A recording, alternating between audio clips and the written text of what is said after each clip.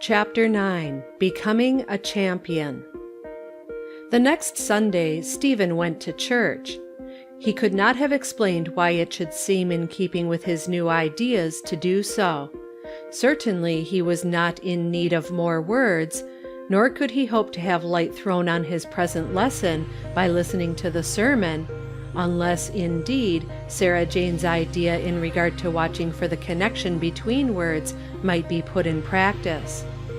Whatever the motive was, he astonished that young woman by making the kitchen fire for her nearly an hour earlier than usual, and announcing as he came from the cow-house with a foaming pail of milk that he was going to meeting, and she might go along if she wanted to. "Going to meeting!" said Sarah Jane, setting down her pan of potatoes to stare at him. "Are you really? That is awful nice in you. It is such a pretty day. I was just wishing I could go, and wondering if I couldn't manage to coax you into it somehow. But I didn't expect to, because you have been dreadfully cranky lately about going to church, you know."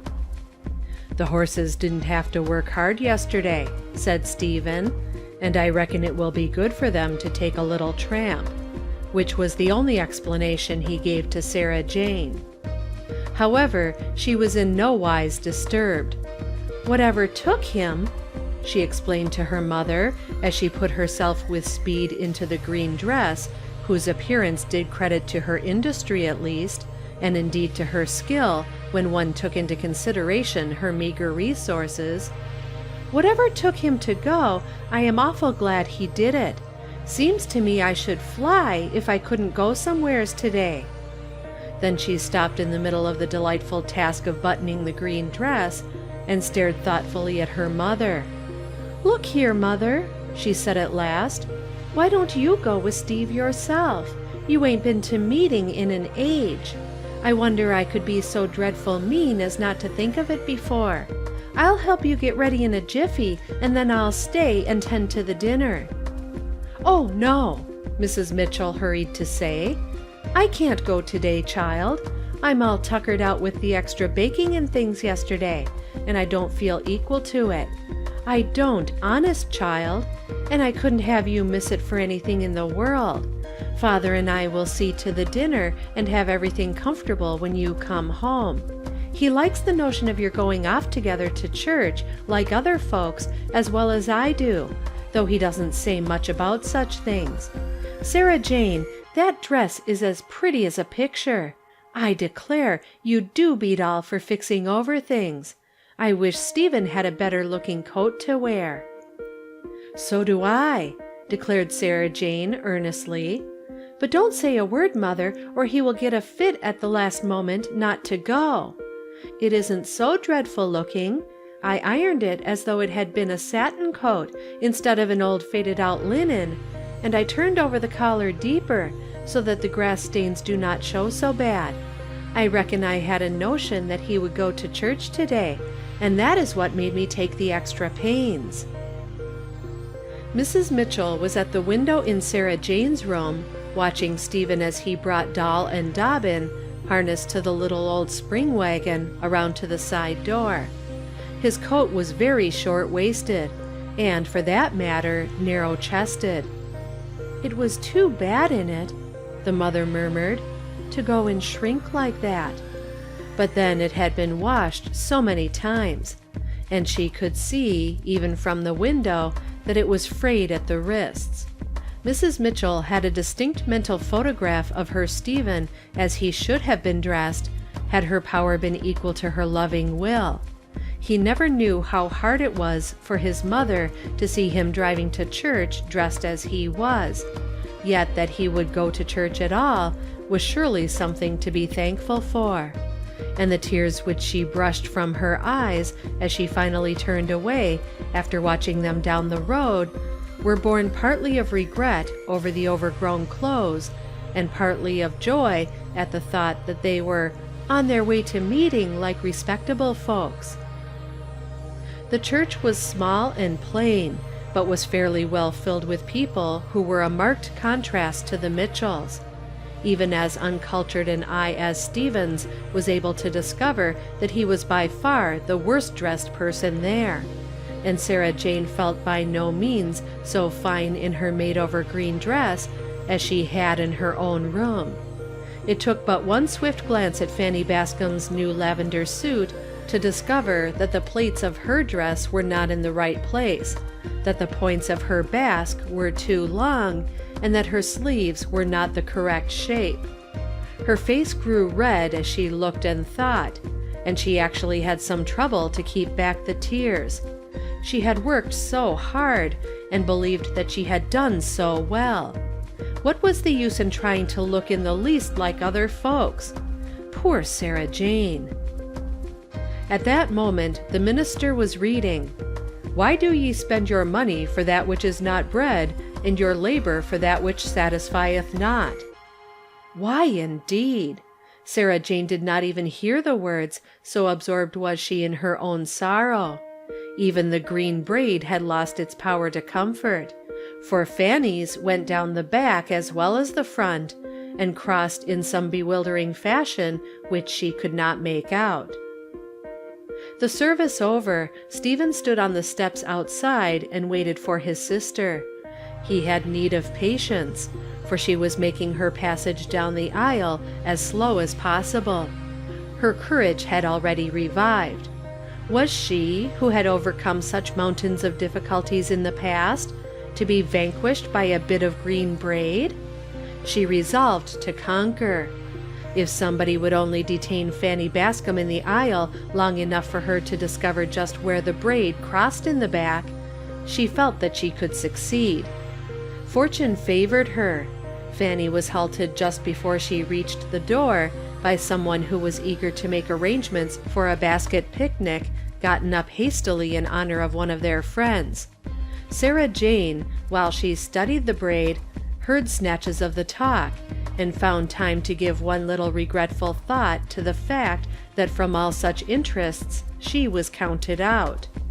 How did it feel, she wondered, to be invited to a picnic, to be asked how they should manage this or that detail, to be consulted as to what she meant to take and to wear, to be, in short, one of them.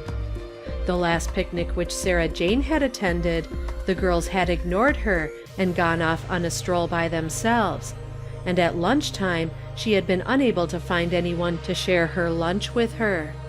It was a Sunday school picnic, too. After that, Sarah Jane had not wanted to go to picnics, nor to Sunday school. Stephen knew nothing about the disappointment connected with the green braid, and he stood with his hands in his pockets and wondered why Sarah Jane did not come. "Good morning," said a clear voice just beside him, and he turned quickly to meet the woman who had gray eyes and wore some still, pale stuff. The description fitted her yet, but why should she say "good morning" to him? In his surprise and embarrassment, he forgot even to nod his head in reply, but the lady did not wait for a response. "You are Mr. Mitchell, I believe? I am Miss Ransom, the minister's sister. I have come to keep house for him, and I want to get acquainted with his people. You attend church here regularly, do you not?" Stephen studied this problem for a minute, going back rapidly over his past to discover that it was nearly 2 months since he had been inside the church. "Not very regular, I reckon," he said at last with an embarrassed laugh. "We live a long way from the church, and the roads are heavy." "I know, but this is your church home, is it not? Therefore we ought to be acquainted. Do you know my brother?" Stephen shook his head. Mr. Ransom was himself a stranger, having been in the neighborhood but a few months, and on the few occasions when Stephen honored him with his presence, he had slipped away before the new minister could see him, or rather, without giving any thought whatever to the matter, he had accomplished it as a matter of course. It had never occurred to him to wait and speak to his pastor, or give the pastor opportunity to speak with him. Why should he? The church had been long pastorless, and the constant succession of supplies had not made the acquaintance of the Mitchell family. "Then I hope you will wait," said Miss Ransom, "and let me introduce you to him. He wants to get acquainted with his people as rapidly as possible. Are there others in your neighborhood upon whom we could call when we come out to see you?" Stephen was about to shake his head, but he held it quiet and gave himself to bewildered thought instead. Why should he at this moment think of the Lucas family? They were the only ones in his immediate neighborhood, it is true. But who could imagine anything so absurd as that people like her and her brother should visit them? Yet they needed doing good to, if that was what she meant. "They need civilizing," he said to himself with a grim smile. "And like enough, she could do it faster than Sarah Jane and I can. But of course she won't. Them ain't the kind they go to see. There's folks," he said at last, speaking half sullenly, "but they ain't the kind to be called on." "Why not?" with a genial smile. "Wouldn't they want to see us?" "I don't know about that," said Stephen, "but they're low-down folks that nobody ever calls on. They don't go to church. It's out of their line. They're a hard set. Barbarians, a man called them the other day. But I don't know as they can help it. The women folks can't anyhow. They're poor and never had any chance, and the men folks drink. And what can you expect of such?" "Not much, certainly," said Miss Ransom in gentle voice, "unless they get acquainted with Jesus Christ. He is the great civilizer, you know. But do you not think such people need calling upon and helping? I am glad to find they have a champion in you." She was as much surprised at the sudden flash in his eyes as Mr. Meadows had been. Here was his third word, which thus far had resisted his efforts to discover its meaning. Behold, there must be some sense in which he was a champion. And the sentence connected him with the Lucas family. Life was certainly growing very full of mysteries for Stephen Mitchell. Miss Ransom hesitated in the words she was about to speak when she saw that peculiar flash of Stephen's eyes. What had she said which had brought such a look of keen, wistful intelligence into them? While she hesitated and wondered, Sarah Jane appeared, and someone from the other door claimed Miss Ransom. She turned back to bow to Stephen and assure him of her intention of coming with her brother to see them as soon as possible. But he had plunged forward into the little yard and was already lost to sight. "I wonder who she is," said Sarah Jane, coming slowly after him with her eyes behind her. "I never did see such an elegant-looking lady in all my days." "Who?" asked Stephen shortly. "Why, that woman who stood close by you when I came out. You don't say you didn't see her, Steve? That's too bad. Why, she looked just like a picture. And her dress, oh my! Wasn't it lovely, though? Steve, I wish I knew such people, and could shake hands with them, and laugh and talk and be one of them. There doesn't seem to be any folks for us to belong to. Isn't it queer?" "Only the Lucases," Stephen said. "I suppose we might laugh and talk with them as much as we have a mind to." "The Lucases!" repeated Sarah Jane in intense scorn. "I don't see why you keep talking about them, Steve. We are poor, I know, and don't have company, nor chances, nor anything. But we are decent and clean and all that, and I think there is a big difference between us and them."